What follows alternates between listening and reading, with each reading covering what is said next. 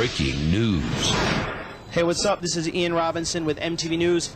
I'm here in Union Square Park on 14th Street in New York City, which is the cutoff point. They don't really want anybody going into Lower Manhattan. And even though we're about a mile and a half away from the World Trade Center tragedy, you can smell the smoke, you can see the debris as it blows up the street.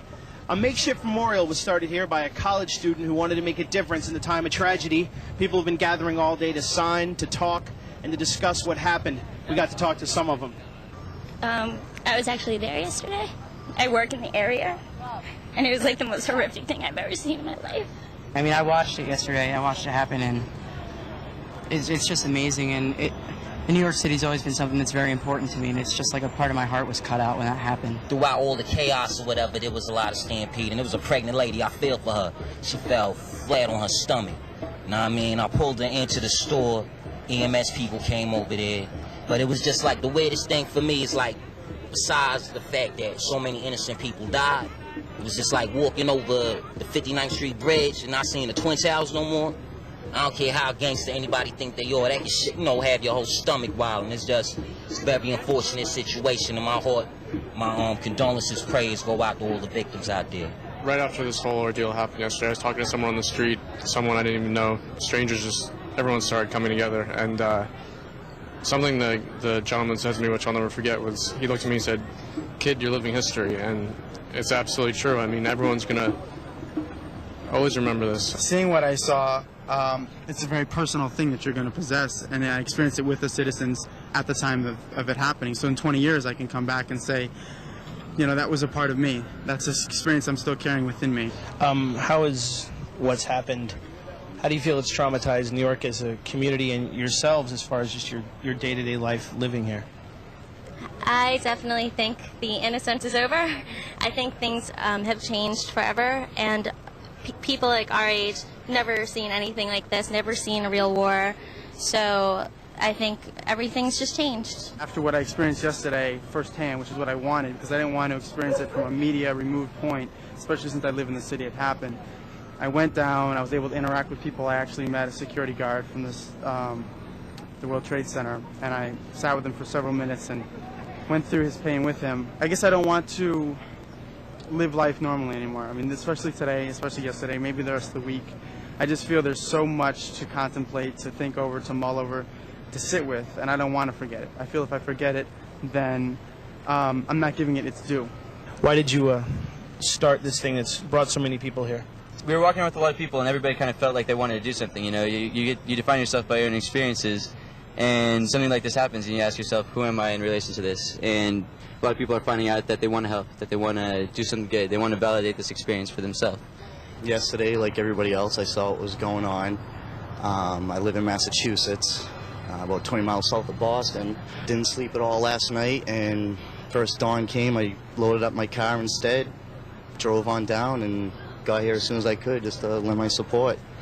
What were you looking to do once you got here? Anything. Bring firefighters water, lug rocks, just anything, because there really wasn't much else that I felt like I could do, and I needed to do more than just watch it on TV. I've never felt so much a part of a community as I have these past 2 days. You can walk down the street and everybody's thinking the same thing and everybody is concerned. It affected America. This is our generation's Pearl Harbor, and hopefully, as tragic as it is, something good will come out of it, and that'll, get us, everyone, to put aside our petty differences and come together under one cause and, make something good out of this tragedy. Well, as you can see, the scene here is mournful but resilient. We're tougher than that. We're going to get through this. Now, if you want to help out at home and you're not sure what to do, authorities say the best thing for you to do is to give blood. And now, if you want to give blood, you should call whoever you're going to go down to give blood, because they've had so many volunteers for it that they're actually turning people away. Now, if you are in New York City, you're going to want to call New York Blood at 1-800-933-2566. If you're outside of New York City, you're going to want to call 1-800-GIVE-LIFE or 1-888-BLOOD-88, or you can go to www.redcross.org. Now, for a complete list of volunteer opportunities and numbers to call if you think a family member is hurt or missing, check out mtvnews.com for full information.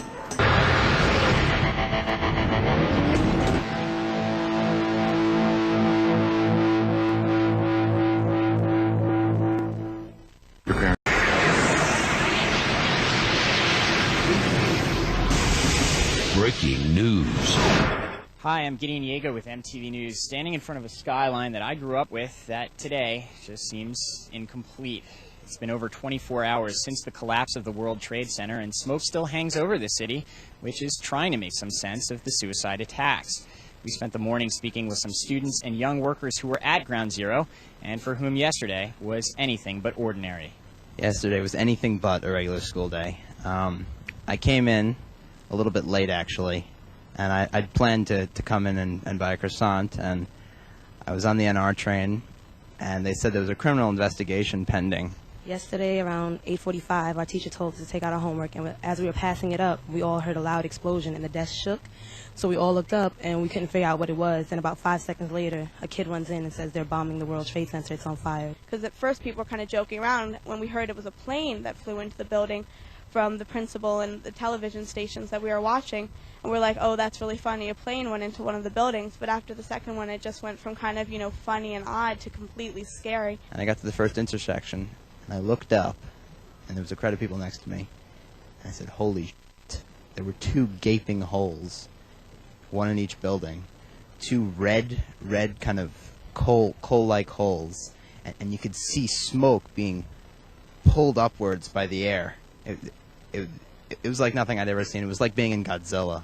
We see a plane coming in to hit the North Tower, I believe, and it just went through the middle, just went straight through. So at that point, I ran downstairs, tried to get to a payphone, and lines were long. Almost every kid was waiting for a payphone. So I went to the guidance office and speak to a guidance counselor, and at that moment, she told us all the phones in the building were out.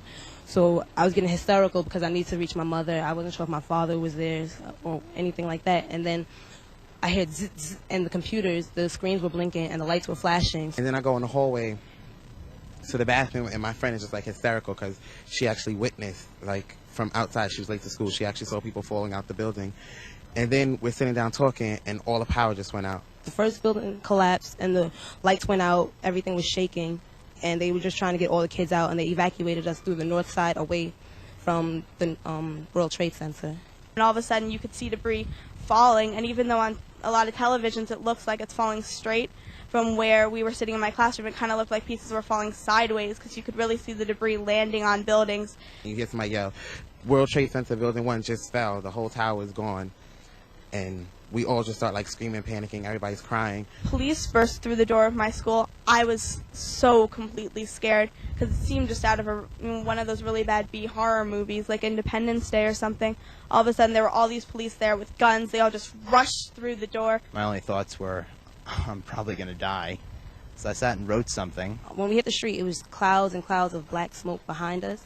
And some students said that they saw bodies falling out of the window and papers from people's desks coming out of the window. You could see all the rescue workers just running down the street because the cloud of smoke was literally inches behind them. It may sound cheesy, but I wrote, if I die here today, I'd want one thing known, which is that I still believe that people are good.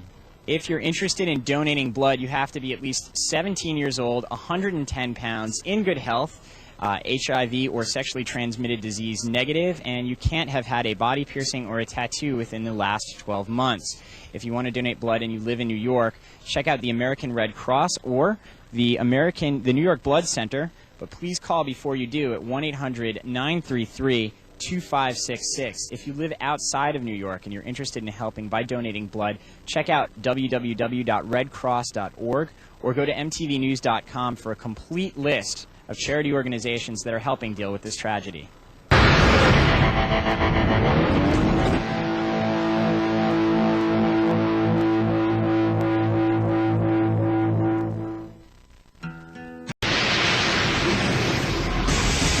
Breaking news. Hi, I'm Kurt Loder with MTV News. The most brutal act of war against the United States in 60 years was perpetrated on Tuesday morning. A murderous airborne assault that leveled the 110-story Twin Towers of the World Trade Center in downtown Manhattan and ended the lives of what will probably turn out to be thousands of innocent people. Terrorists responsible also attacked the Pentagon near Washington, D.C., and they hijacked a fourth plane which crashed in Pennsylvania for still unknown purposes. But it's the carnage in New York, the horrific footage of people leaping to their deaths through towers of flame and billowing mountains of smoke that will almost certainly live most indelibly in the national memory. This unprecedented act of terrorism left New Yorkers angry and grieving, but strangely unterrified, although their usually clamorous city is now pervaded by an eerie and unaccustomed quiet. Most businesses remain closed on Wednesday, but MTV was up and running, and this is some of what we've been hearing via email from our viewers. Jason from Boston says we have all lost innocence, protection, and our feeling of safety this morning. Let's all take a moment and send a prayer to all those affected, whether deeply or slightly, and hold each of our loved ones a little closer tonight. Shantana from Jackson, Mississippi says, I am 19 years old and I have never experienced anything like this. This is so sad and shocking. Carlos from Springfield, Massachusetts writes, it seems like a bad dream that unfortunately is our reality. I hope we can all learn from this that life is indeed precious. Michelle from Orange County, California says, in my 20 years on this planet, I have never seen anything as devastating as this. America has this sense of security that was destroyed today along with many lives. I did not know any one of the victims, but I still cry for the people and their loved ones. Kathleen from Bowling Green, Kentucky writes, this whole idea that the U.S. is under attack is overwhelming. My generation has seen nothing like this in our lifetime, and it will be something that we will never forget. The catastrophe in New York had repercussions everywhere, including the music world. Madonna, Aerosmith, Janet Jackson, and Maxwell and Alicia Keys all called off concerts that have been scheduled for Tuesday night, and the Latin Grammys, scheduled to be held in Los Angeles, were canceled. In New York, the annual CMJ Music Festival, slated to start on Thursday, has now been pushed back to next month. Those wondering what they can do to help with this disaster are advised to donate blood. In New York City, contact the New York Blood Center at 1-800-933-2566. Outside of New York, call 1-800-GIVE-LIFE or log on to www.redcross.org. For other volunteer possibilities or numbers to call if someone you know may be missing, log on to mtvnews.com. And for more news, stay tuned right here.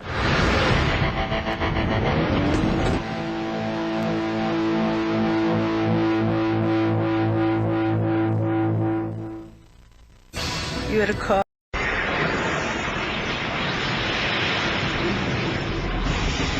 Breaking news. Hi, I'm Susan Park with MTV News, and I'm standing here in front of one of the American Red Cross centers here in New York City, one day after the terrorist attacks in downtown Manhattan. And as you can see, there's been an outpouring of compassion from residents all over New York City. Thousands have been lining up here at this location to donate blood, so much so, in fact, that they're actually closing this blood bank until tomorrow morning. But still, hundreds have been showing up to see if they can volunteer, give financial donations, and do whatever they can to help. So what are you doing here today? What brought you out? I just came down to give blood. I heard they were looking for O-positive blood, and I'm O-positive. We brought sandwiches and crackers and food for the people that have been working all night.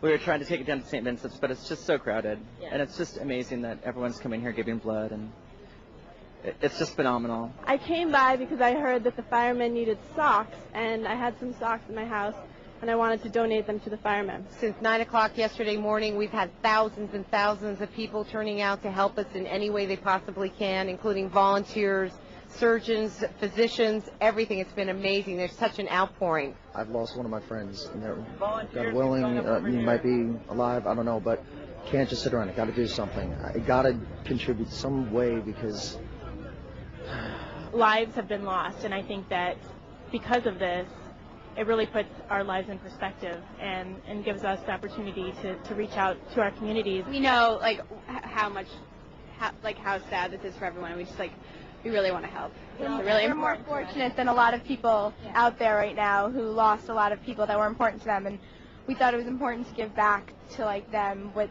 they would probably give to us. We're just extremely sorry for anyone who's lost any family members or anyone they know, and we're really sorry. We all probably know people. Like, there are people at our school we know who've lost family members. My mom was downtown, and I was worried about her. We all just want, the people who have lost, we want to make sure their time isn't any harder than it already is. Now, while many of the blood banks have closed, the need for blood is still crucial. If you're in New York City, please contact the New York Blood Center at 800-933-2566. Outside of New York, you can call 800-GIVE-LIFE or 888-BLOOD-88, or go to www.redcross.org. The Red Cross stresses, however, that they have been overwhelmed by the response of donors across the country, and many donation centers are packed. So please check with them before showing up. You can also go to mtvnews.com for a complete list of volunteer opportunities and numbers if you think a family member or loved one is missing. That's the news for now. Stay tuned for more updates.